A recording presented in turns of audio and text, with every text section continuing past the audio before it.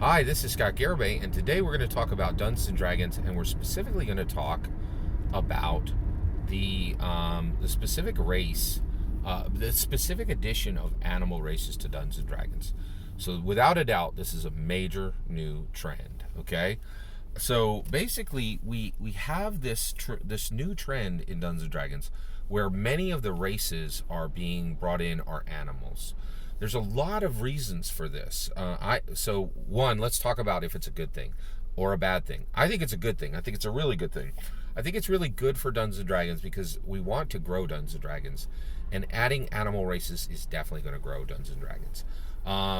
Basically, when a player comes to Dungeons and Dragons, and by the way, this is an American specific. In America, the importance of animals is growing every single day. Really, what's happening in America is almost all the love and affection and joy surrounded around human children is being transferred to animals. Across the board, I think it's across every single demographic parameter, people in America are less interested in having human children, right?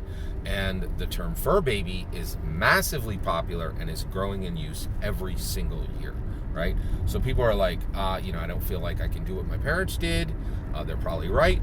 And they're like, I'm just going to live by myself, never have a child, and or partner up and we'll never have a child.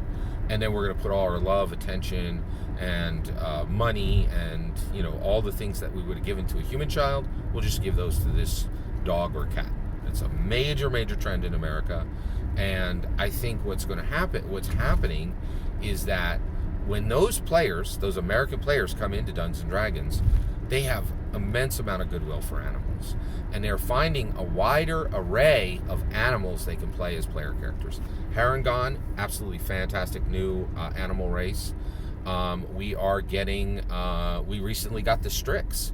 In Strixhaven, we got an owl race, right? We are getting a hippopotamus race in the Giff coming up in Spelljammer for 5th edition.